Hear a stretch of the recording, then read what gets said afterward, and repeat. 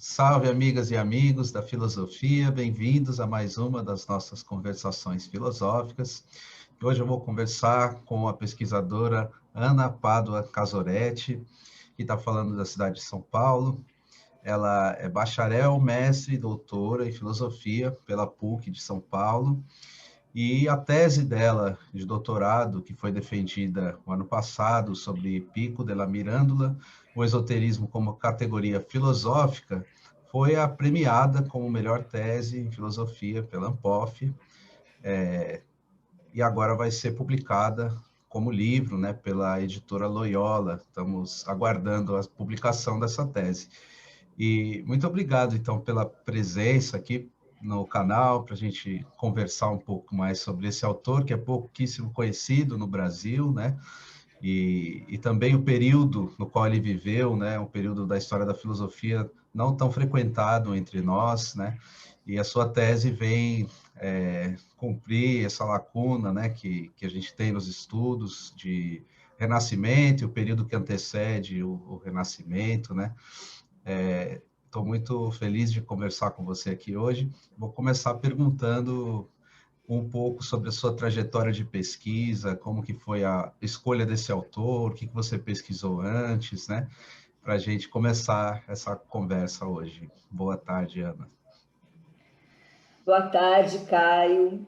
É um prazer estar aqui com você, te conhecer. Eu agradeço muito pelo seu convite e quero te parabenizar pela iniciativa do seu canal, pela sua generosidade, sobretudo em dispor do seu tempo para dar voz a outros filósofos, não é? E também pelo espaço que você está dando para tratar de um tema um tanto controverso, que é o tema do esoterismo. Então, bom, eu vou começar contando então um pouquinho assim da minha trajetória. Eu sou uma filósofa tardia. Eu venho da área de exatas, enfim, foi a minha primeira graduação. Eu trabalhei 10 anos ligada à engenharia mecânica. Comecei como desenhista de máquinas, perspectivas explodidas e coisas assim. E, embora pareçam áreas muito distantes, né, as matemáticas e a filosofia, na verdade existe uma relação entre matemática e filosofia, entre geometria e filosofia, sobretudo quando você entra em áreas metafísicas. E, de uma certa forma, eu acho que foi essa relação e esse gosto que me levou para a filosofia, que eram assuntos que eu já estudava antes. E aí, quando eu ingresso na faculdade de filosofia, eu já tenho bem claro assim o meu intuito, que era estudar justamente questões de simetrias entre desenhos cosmológicos, né? Mais ou menos isso. Então, na graduação, eu começo estudando arquétipos de alma em alguns pré-socráticos e no orfismo. Então, eu faço aí tento fazer um vínculo entre a religiosidade grega e a filosofia, né, inicial, indo aí para as origens, buscando já alguns traços de ascetismo.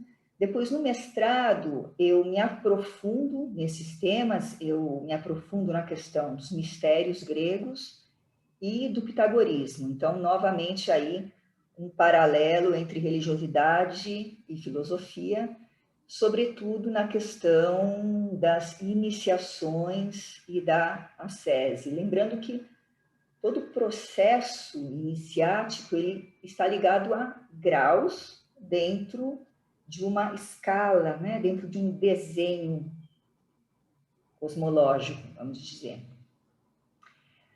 E, finalmente, quando eu vou para o doutorado, que aí é um salto, né, para o Renascimento, para Pico della Mirandola, na verdade, é um salto apenas aparente, porque ele é um autor que ele olha para trás, ele volta para trás, para as tradições que o antecedem, sobretudo para a filosofia antiga, e inclusive questões, tradições anteriores à antiguidade grega. Ele faz isso porque ele está buscando uma concórdia, que mais adiante eu vou falar. E então, de certa forma, para mim, foi como voltar um pouco para casa. Eram muitos desses temas, eles eram familiares quando eu fui estudar Pico, né?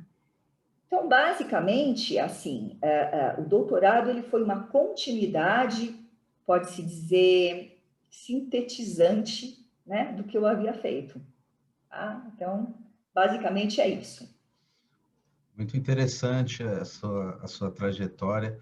E realmente a filosofia, às vezes, se distancia das exatas, mas outras tantas, ela está realmente muito próxima. Tem muitos autores que estão na fronteira com as matemáticas, com a geometria, com as É verdade. ciências e ciências empíricas também, né?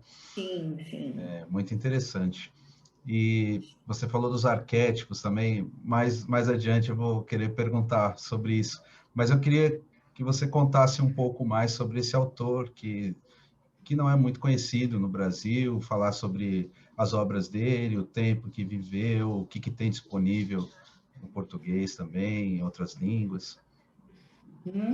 Tá certo. Então, realmente ele é bem pouco conhecido, Caio, e é uma pena porque, assim, ele é um autor fenomenal da história do Renascimento, né?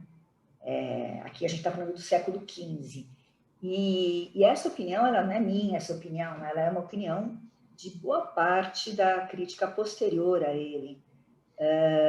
Por exemplo, Maquiavel escreveu sobre Pico que ele era um homem quase divino. Então, de uma certa forma, de fato, ele tinha. O que ele tinha? Ele tinha uma capacidade intelectual singular, uma memória fora do comum, né? Por exemplo, ele podia recitar a inteira Divina Comédia de trás para frente, começando pelo último verso. E ele fazia isso com qualquer poema ou verso que ele acabasse de ler. E ele tinha uma fama realmente enciclopédica, de saber de tudo sobre todos os assuntos. Tanto é que aos 23 anos de idade, ele escreve e publica 900 teses. Tá? Curtas proposições, não são teses como hoje, são curtas proposições sobre várias doutrinas e escolas. Então, ele passava aí por, enfim, desde os autores aristotélicos, árabes e latinos, os autores da escola platônica, tradições mistéricas, tradições teológicas e muitos outros temas. E o seu propósito era ter um debate com os doutos da Itália, inclusive ele envia convites, né, isso realmente estava marcado para acontecer. Só que a igreja ela se sente incomodada com alguns desses temas. Por quê? Por exemplo, havia autores que a igreja antipatizava, que era o caso de Averroes, de Alexandre de Afrodísia. Havia temas que eram heréticos, considerados heréticos, por exemplo, a magia, uma coisa esquisita chamada cabala, né? Uma coisa muito esquisita. Que mais? O pior de tudo, ele pretendia discutir temáticas teológicas. E isso realmente a igreja não podia admitir, porque entre essas 900 teses, havia um grande número de teses que discutiam teologia, discutiam o quê? Discutiam os dogmas da igreja. Mas não era assim, Caio, não era para fazer uma crítica, ele era um cristão fervoroso. Tá? Era mais para, enfim, para tentar melhorar a questão teorética, que ele achava que havia algumas coisas que não estavam muito certas ali naqueles dogmas. Tanto é que muitas das suas proposições são utilizadas décadas mais tarde pelos reformadores. Então, foram temas importantes depois para a reforma que ele, vamos dizer assim, levantou. Tá?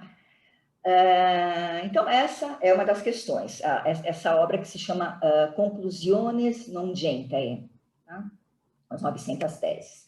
Depois, uma segunda questão relevante acerca de Pico, que essa é até mais conhecida, é a questão da dignidade do homem. Então, ele é o autor conhecido por ter escrito sobre a dignidade do homem.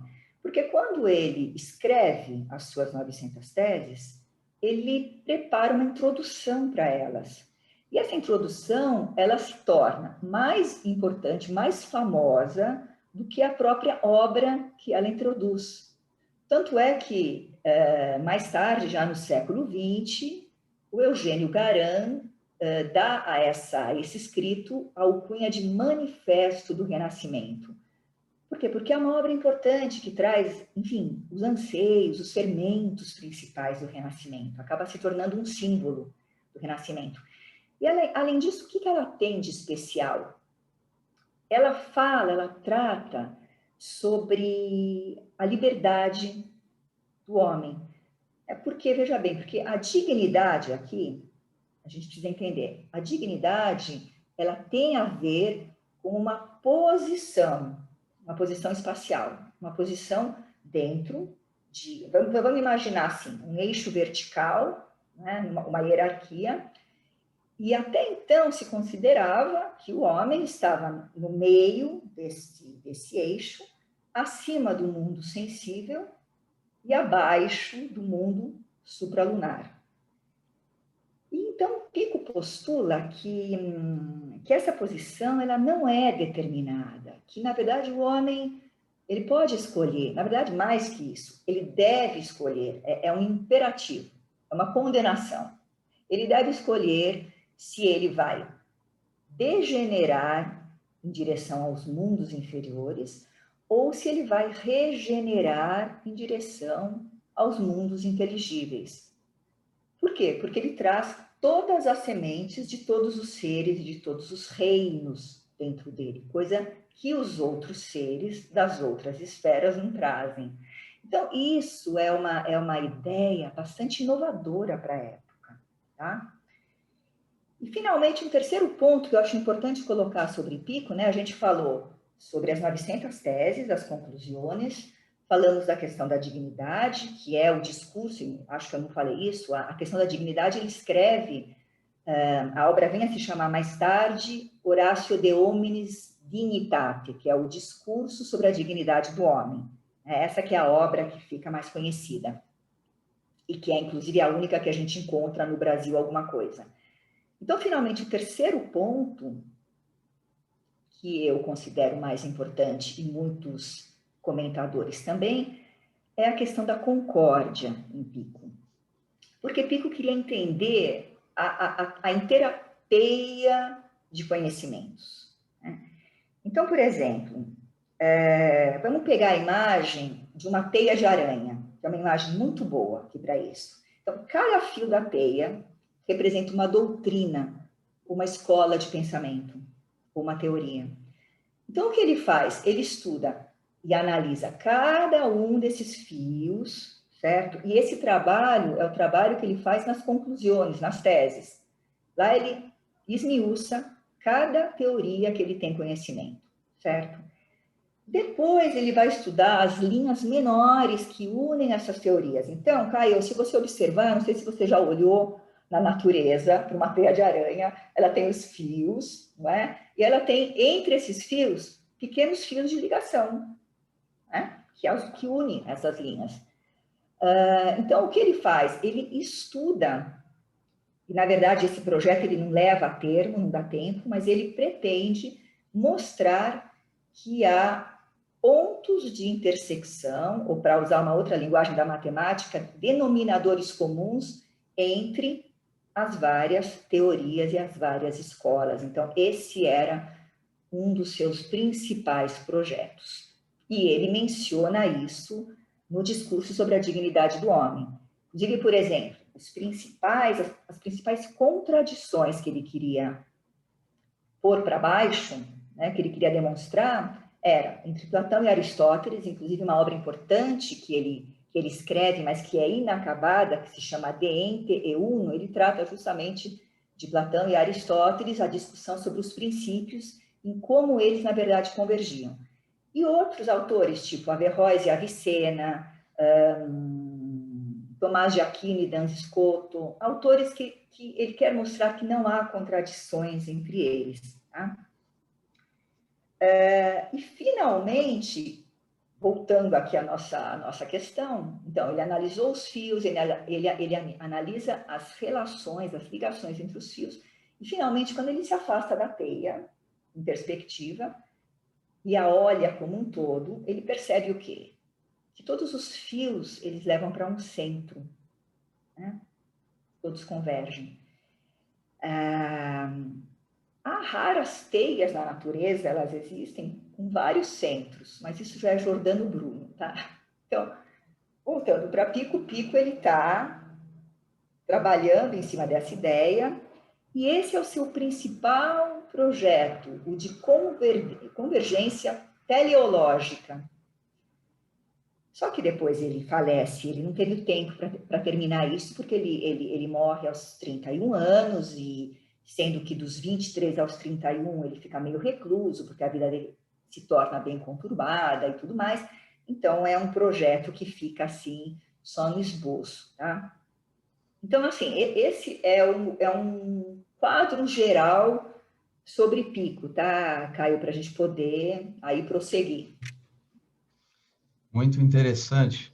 E continuando ainda no mesmo assunto sobre o homem e a obra, né? Eu queria perguntar, você falou um pouco sobre as relações dele com a igreja, eu queria saber como que foi isso, se foi isso que levou ele a essa reclusão, ou a outros acontecimentos também, e a relação dele com seus contemporâneos, né? Com questões da época, políticas também, como que foi essa vida dele, né? Por que que ele viveu tão pouco, esse tipo de coisa? Certo. Então, de certa forma, sim, a relação com a igreja foi uma relação conturbada, tudo por causa das teses, que ele escreve. Até então, ele era uma pessoa, um jovem em ascensão, brilhante, enfim, em seu máximo vigor, quando aos 23 anos ele toma essa puxada de tapete. Para ele foi, porque era o seu grande projeto, debater essas teses e dar continuidade a elas, e ele é realmente, ele chega a ser perseguido pela Inquisição, mas depois ele foge, consegue retornar para a Itália, porém ele vive, ele retorna com certas condições, né? Ele não vai ser preso, mas ele vai viver recluso no mosteiro de São Marco, em Florença, onde ele pode fazer os seus estudos, mas com certas limitações. Por exemplo, ele não poderia estudar teologia. Ele desobedece um pouco isso, volta a ter alguns problemas, enfim. Ele falece aos 31 anos, na verdade ele foi assassinado, mas há toda há teorias, não se sabe muito bem quem o assassinou, e se realmente foi assassinado. Talvez pelo seu secretário, enfim, mas há várias teorias sobre essa questão. Tá? E com relação ao seu cenário, né, a atmosfera que o cerca, ele é um filósofo do final do século XV, então não se pode dizer exatamente que ele beba da fonte do humanismo, porque o humanismo ele é um movimento importante, um movimento, inclusive, você perguntou política, né? É um movimento político que tenha fundamentações na questão civil e tudo mais, mas ele funciona mais, ele opera mais na primeira metade do século XV, que são os principais humanistas. A segunda metade do século XV, ela já começa a ter a tomar um outro caminho, por várias razões. Porque aí a gente teve o concílio para a união das igrejas. Esse concílio traz uma série de bizantinos para a Itália, há judeus chegando de algumas diásporas. A Itália se torna, sobretudo Florença, se torna um local de acolhimento de todas essas pessoas. E o que esses personagens eles trazem? Eles trazem um misticismo maior, tanto os judeus que chegam, cabalistas, quanto os bizantinos, porque a forma bizantina filosófica, ela era mais ligada a Platão e ao neoplatonismo do que o que acontecia na Itália, que então, até então eram vertentes mais fortemente aristotélicas. Então, a partir da segunda metade do século, você começa a ter mais fortemente esse tipo de influxo. E Pico é um personagem da segunda metade do século, que também, inclusive, ele é muito fortemente influenciado pela academia que é feita por Ficino, Marsilio Ficino. Né? Marsilio Ficino, ele cria, junto ao seu mecenas, que é Cosimo de Medici, ele cria uma academia justamente para repetir a academia de Platão, uma tentativa de repetição ali, de trazer aqueles mesmos temas.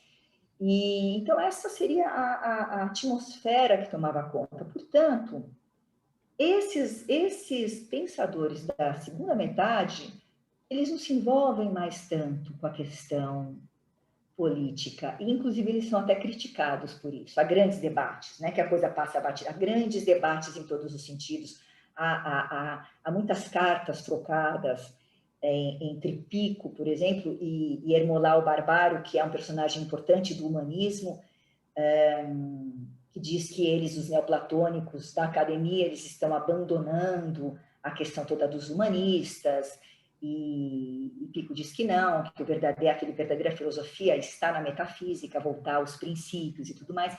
Então, tem essas discussões acontecendo, bastante acaloradas. Então, essa é o quadro principal. Pico, ele é o último pensador do seu século, e, de certa forma, esses temas que ele estuda, que vão mais em direção a uma certa concórdia aí, teológica e filosófica, entre outras doutrinas também, são temas que depois vão influenciar o século XVI, alguns pensadores do século XVI. Então, basicamente, assim, não sei se eu te respondi, se era mais ou menos essa a questão, Sim, né? ficou claríssimo.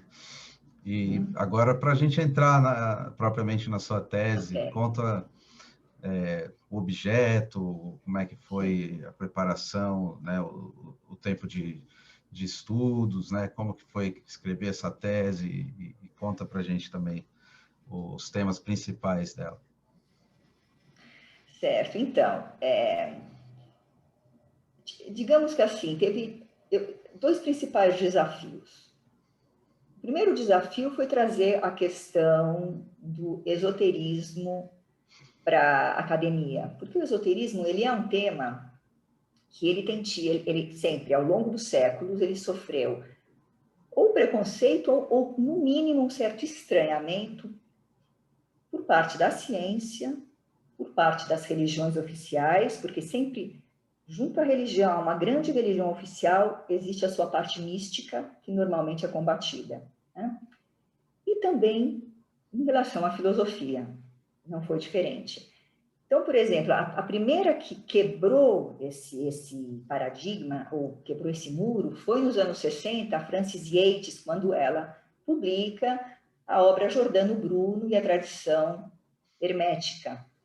Então, foi a primeira vez que entrou um tema, inclusive naquela época o hermetismo entrou muito bem nas universidades americanas, depois na Europa, virou até uma certa moda. Depois caiu de novo, né? Deixou de se falar de novo dessas questões. E claro que eu até entendo por que não é tão divulgado isso dentro da academia.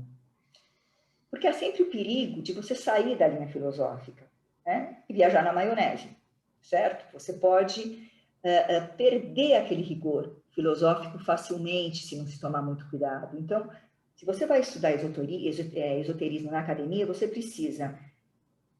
a gente precisa se ater, isso é uma dificuldade, a autores, a filósofos que estudam o esoterismo, mas são filósofos. Então, por exemplo, você vai estudar o cabalismo, você tem Gershon Scholem, o Moshe Idel, que são filósofos que estudam aquilo, que é claro que é muito mais chato do que pegar um autor esotérico puro, que vai diretamente àquilo que alguém espera estudar. Porém, fica um pouco complicado, porque você não tem as fontes, você não tem, né, toda aquela fundamentação filosófica necessária. Tá?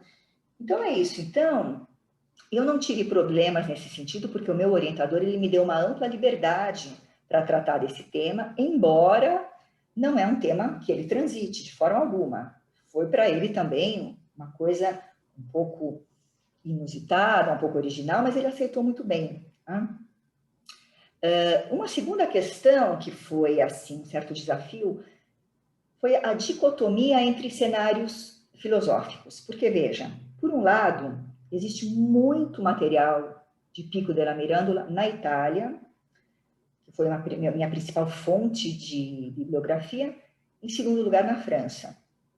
Então, essa minha intenção de apontar para elementos esotéricos na obra de Pico, ela encaixou bem nesse tipo de cenário, porque era algo inusitado, algo inédito, dentro de um cenário até mesmo internacional.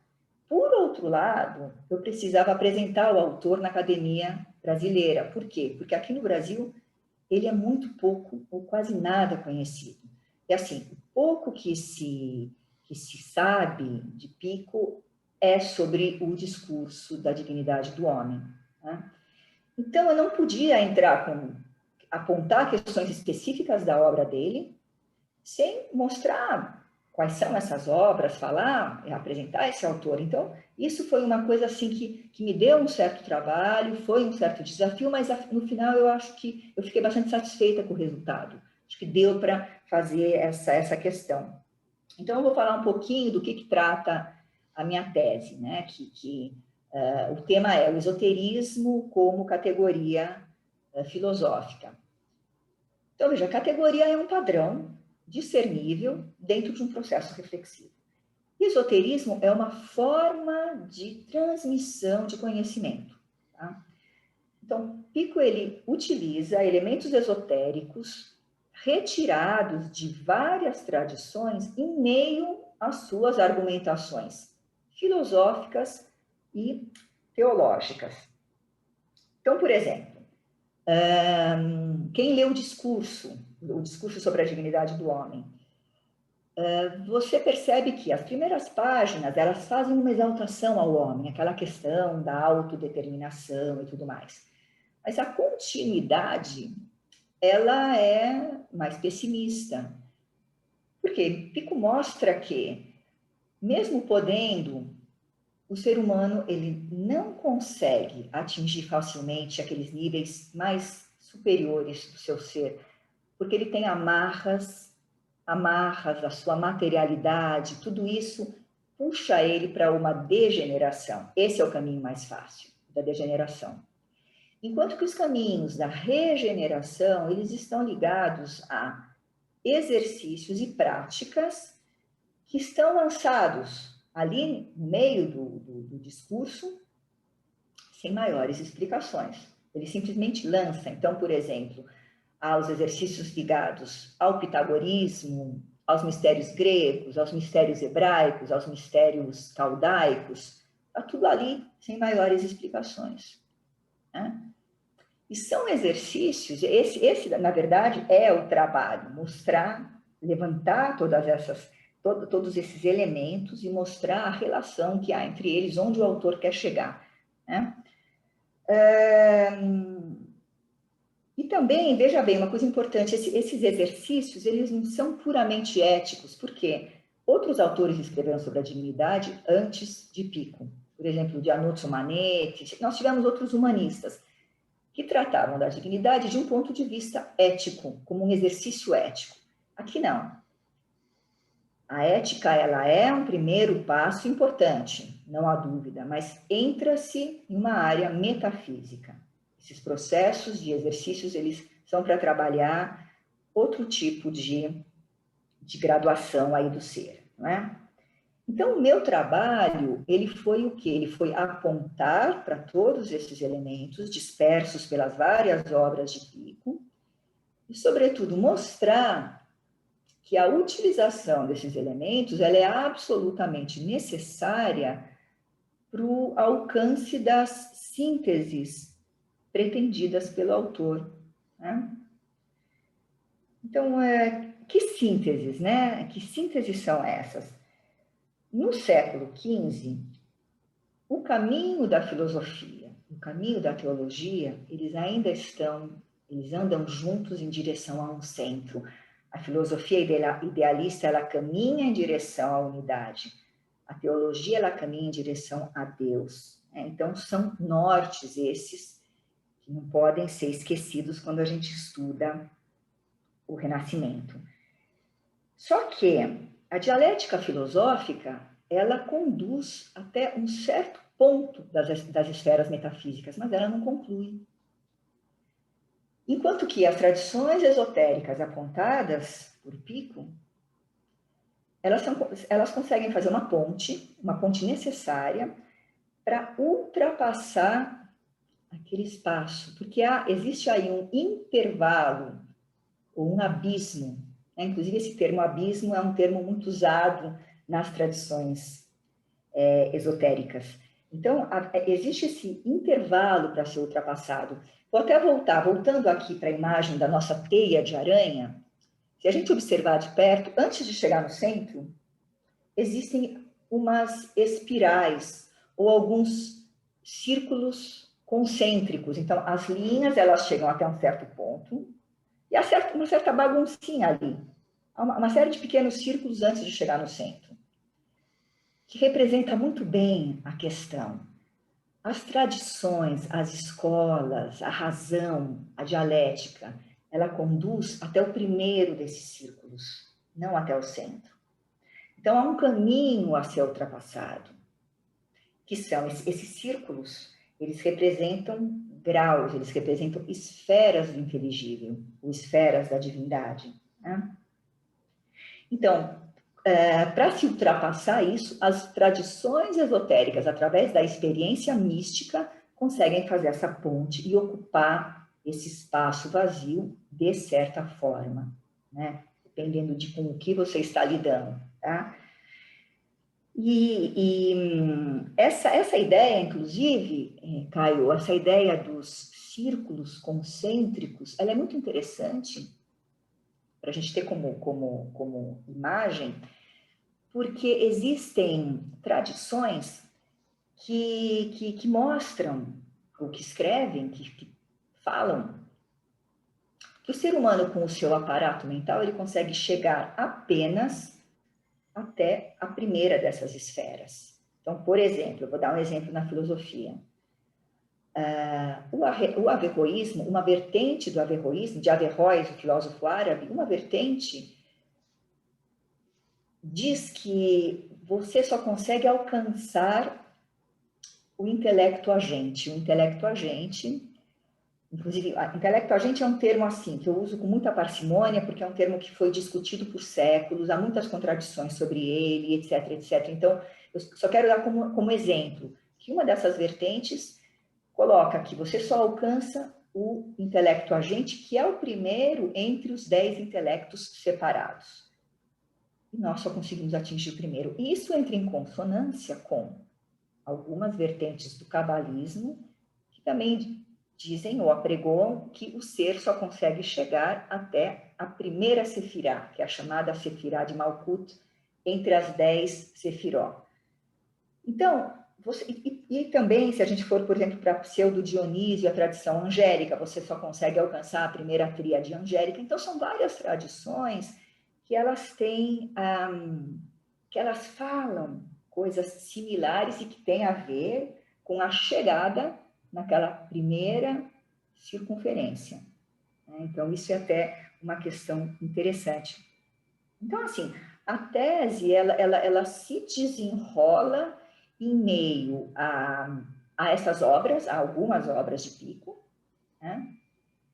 3 obras de Pico, basicamente, que são as Conclusiones, a Horácio, a De Hominis Dignitate e o Heptacus, essas 3 obras, entremeadas por esses temas esotéricos. Então, basicamente é esse o desenho da coisa. Tá? E logo no título você anuncia que o esoterismo vai ser abordado como uma categoria filosófica. Eu queria perguntar sobre a escolha desse termo, categoria, como que você pensa Isso. E sobre o esoterismo também, se você propõe alguma distinção com relação ao misticismo, você falou um pouquinho do místico, como é que você pensa a relação e a diferença entre o esotérico e o místico? Certo, certo. Então, categoria, eu até discrimino isso, como você falou no início, ali na introdução da tese, para que fique bem claro, né, para o leitor, que ela é um predicado da linguagem ou do pensamento. Né? Inclusive, há um autor que é o Eric Weil, que ele escreve sobre isso, que a categoria ela é um predicado da reflexão. Então, nesse sentido, a categoria aqui, ela é um discurso, ela é uma categoria, perdão, ela é um predicado do discurso de Pico, porque esses elementos esotéricos, eles se repetem de tal forma que pode-se dizer que isso é um padrão do pensamento dele. Então, você, lendo uma obra, lendo outra obra, você percebe que ele utiliza essas mesmas referências.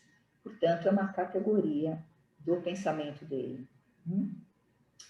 Quanto à questão do esoterismo e misticismo, isso é uma questão importante, porque, assim, há certos equívocos entre esses termos, esoterismo e misticismo.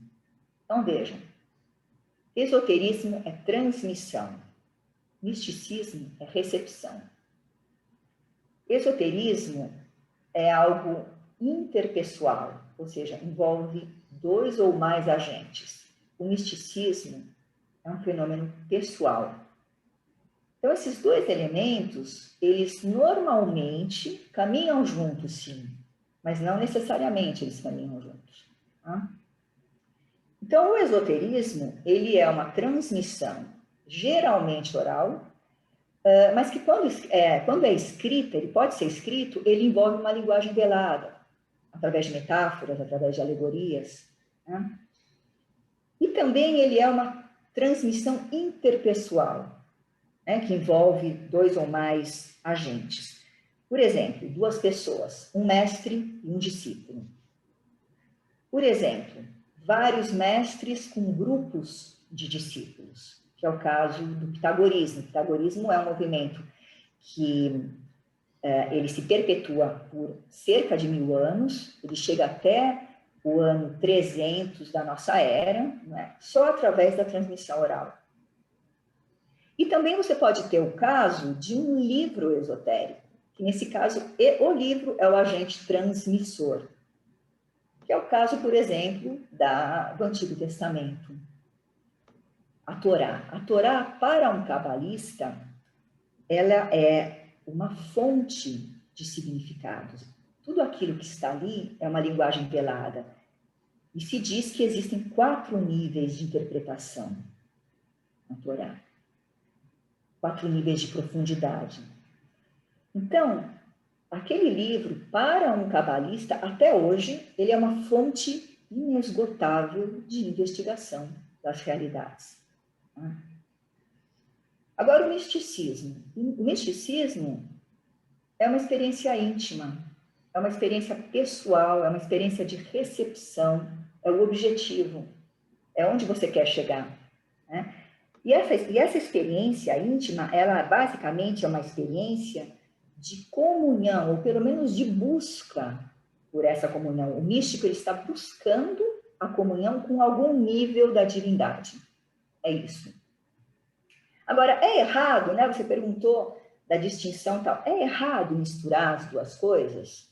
Os 2 conceitos? Não, na verdade não é errado. Eu só acho importante, assim, eu precisar, eu mostrar as diferenças, que elas existem. Porém, por que as coisas elas andam juntas? Porque na origem do termo misticismo, na origem etimológica, você já tem margem para essa, digamos assim, para essa mistura, para essa associação, né? Porque o misticismo, ele vem do verbo grego mio, que é mi, y, ômega, mio, que é um verbo que significa cerrar a boca ou cerrar a si mesmo. Então, o mistés é aquele que ele cerra a si mesmo. Quando esse termo vai para a tradução latina, né, quando o mistés é traduzido para o latim, ele é traduzido como o iniciado, do verbo iniciare. Então, aí é que tem essa associação. Né? Porque o mistério, ele se fecha para o quê? Para o que ele se fecha? Ele fecha a boca para o segredo que ele vai viver, para aquilo que ele vai receber. E o que é que ele vai receber? Ele é preparado para quê? Ele é iniciado em quê? Ele é iniciado para receber seja uma visão reveladora, que é o caso das epopeias nos mistérios de Eleusis, seja entrar em um estado de êxtase, que também é uma palavra grega, o êxtase, que é o sair de si, estava ligado aos mistérios de Dionísio, ou simplesmente ter um momento de mania, outra palavra grega. Olha quanta palavra grega bacana que vem para nós, né? A mania era a loucura, inclusive Sócrates usa também esse termo, a mania socrática. Isso, digamos, nas questões menores, vamos dizer assim, mas existem também os preparativos para uma transformação, que pode ser temporária ou não. Transformação definitiva pode levar a uma transfiguração. Por exemplo, no orfismo, o iniciado, ele se preparava uma vida inteira para se transformar e depois se transfigurar e não precisar mais voltar ao ciclo de reencarnações, para terminar nessa vida tudo. Então, você vê, há vários níveis, e em todos eles trata-se sempre de uma relação íntima e pessoal com algum grau da divindade, algum grau, pode ser o primeiro círculo ali, daquelas nossas espirais, que é uma divindade, né? Então, basicamente é isso. Pico é um autor esotérico? Não, ele não é um autor esotérico, porque não há nada de velado, de secreto na sua obra. Ele se utiliza de elementos esotéricos. Agora, ele é um autor místico? Sim, absolutamente sim, porque toda a sua vida, toda a sua obra é para chegar a uma relação íntima com o sagrado. Então, é isso. Muito interessante. Eu queria encerrar com uma última pergunta sobre a posteridade do autor e também das questões trabalhadas por ele, né? Eu sempre gosto de fazer esse tipo de pergunta, porque na filosofia a gente estuda muitos autores de outras épocas, em outros contextos, né? Mas eu não tenho dúvida que o pesquisador e a pesquisadora também têm os olhos para o nosso presente, para as questões contemporâneas, embora no texto, ali na tese, em alguns momentos pode até transparecer, em outros não. Mas aí eu queria te perguntar, nessa entrevista, né, como você pensa a relação do que você fez com enfim, a importância que isso pode ter para o leitor atual, né? O que isso pode contribuir para as pessoas, sejam da filosofia ou não, compreender um pouco mais do Pico della Mirandola, das questões que ele estava trabalhando naquela época, né? E para nós hoje, e também indicações de leituras, né, para as pessoas que quiserem, além da sua tese, procurarem outros textos e tal. Certo. Então, em primeiro lugar, o que eu vejo de relevante na leitura de Pico della Mirandola é o aspecto cultural, mesmo para alguém que não é da filosofia, o aspecto cultural. Porque ele é um autor que traz a síntese do seu século, todos os anseios do seu século, então é uma forma de você ter conhecimento de como se pensava no século XV. E, sobretudo, ler Pico é você tomar conhecimento do que acontecia no Renascimento como um todo. Porque o Renascimento, ele é como uma grande estação de tratamento de águas. desse grande rio que passa por todos os séculos, por todas as escolas, por todas as doutrinas, traz o conhecimento. Isso tudo chega no Renascimento. Isso é tratado. E é tratado de uma forma grandiosa, porque, veja, todas as grandes traduções são feitas no Renascimento. A magnitude, por exemplo, da obra de Marcílio Ficino ele traduz muito material, muito material. Ele traduz grande parte dos pré-socráticos, dos neoplatônicos, ele traduz 36 diálogos de Platão, que, se eu não estou enganada, é a totalidade da obra platônica. E veja, até o Renascimento, até Marcílio Ficino, você não lia Platão como fonte direta. Você tinha que ler Platão através dos olhos de Agostinho ou de Cícero. Então, por exemplo, Thierry de Chartres, o famoso filósofo teólogo do século XII na França, ele escrevia sobre o amor platônico baseando-se em Agostinho. E agora, no século XV, finalmente, você podia ler diretamente Platão como fonte direta. E isso causa uma grande transformação no mundo filosófico, né? Tanto é que as consequências disso por 2 séculos foram vistas. Nós vivemos o platonismo até o século XVII intensamente por causa das traduções de Marcílio Ficino. E também, eu não quero só falar da nossa tradição ocidental, mas houve um outro autor judeu, que é o Flávio Mitridate, ou Mitrídates, que traduziu todo um número enorme de obras cabalísticas, muito grande, e que também foram muito importantes para o cabalismo, para o hebraísmo místico que viria depois. Tudo isso foi determinante para os 2 séculos posteriores que viriam, para a formação da era moderna, né? Então, esse fenômeno cultural, ele é interessante de se ler sobre o Renascimento. O Renascimento, você estudando Pico, você estudando o Renascimento, ou até mesmo lendo, né, aqui no meu trabalho, você percebe que há o tema da magia que perpassa o inteiro século, o debate sobre a magia. O debate sobre a astrologia, ele envolve teólogos, acadêmicos, humanistas, pessoas comuns, ele envolve toda a sociedade, e ele passa o século todo, debates importantíssimos, e chega até o século XVII também. Então, tem todo esse fenômeno cultural muito importante.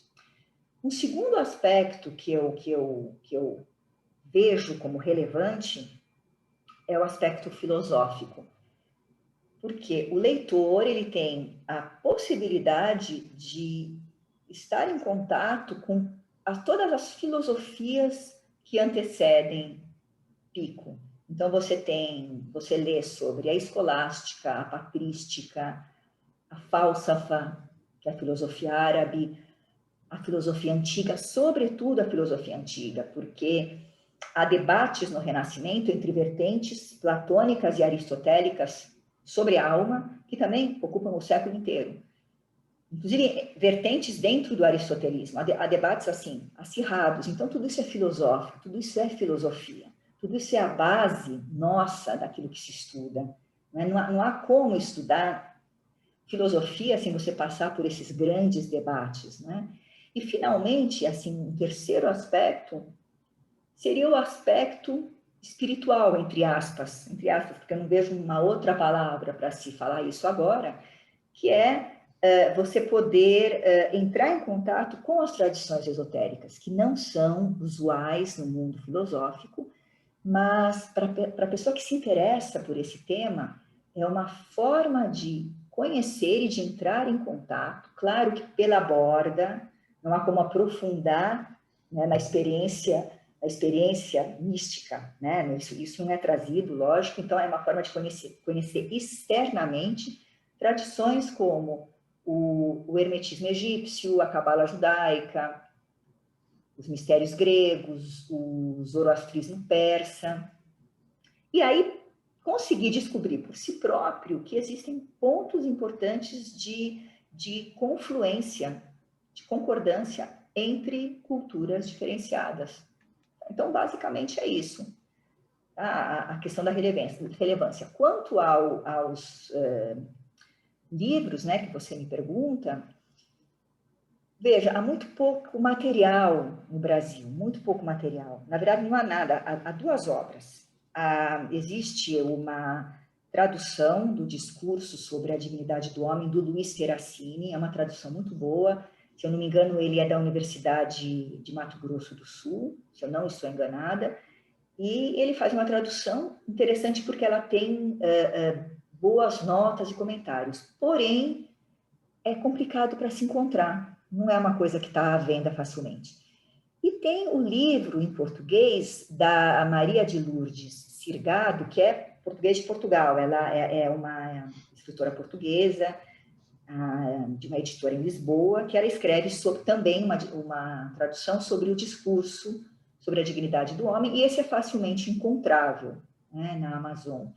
Então, seriam essas 2 as obras que nós temos em português. E agora, como você bem falou, eu até aproveito para fazer uma propaganda, vai sair esse livro pela Edições Loyola, e eu acho que vai ser o trabalho mais amplo que a gente vai ter por enquanto aqui, para ter pelo menos contato com mais obras de Pico, né? Então, é isso. Maravilha. Ana, adorei a conversa e aprendi muito também com você falando, né? Muito legal. Eu gosto de trazer as pessoas para falarem, né? Porque é muito bom ouvir uma pesquisadora falando sobre o seu próprio trabalho, né? Eu acho muito interessante a maneira como você mesma fala dos temas, das suas motivações, da sua trajetória também. E só tenho a agradecer. Se você quiser dizer mais alguma última coisa, também pode ficar à vontade. Na verdade, Caio, eu só tenho a agradecer. Você é muito gentil, muito paciente em ouvir tudo isso, não é? E, enfim, eu estou muito feliz de ter te conhecido, de ter feito aqui essa entrevista com você, e é isso. Eu te desejo muito sucesso, que já está tendo nessa tua empreitada, e até a próxima, até o nosso próximo encontro. Muito bom. E agora, você pretende continuar? A gente sempre pergunta isso também, né? Acaba um trabalho, tem aquele tempo, né, de não querer fazer nada, né? Mas depois já começam a vir outras questões, outros projetos, né? Você já tem alguma outra coisa encaminhada, enfim, sobre uma outra pesquisa? Caio, para ser sincera, eu tenho coisas, eu acho que até os próximos 50 anos na minha cabeça.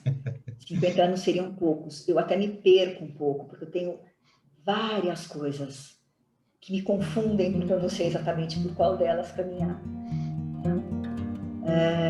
Mas o que eu tenho mais, o que está mais próximo é um aprofundamento nas questões da Cabala, que é um assunto muito rico, muito vasto e enorme, enorme, enorme, né? Então, eu estou tendendo um pouco para essa questão.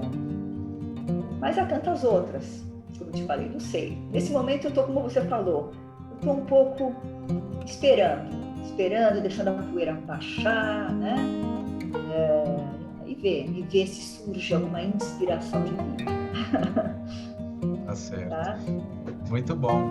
Quando tiver outro trabalho concluído, já fica o convite, que vai ser um prazer ouvi-la novamente. E por hoje, muito obrigado.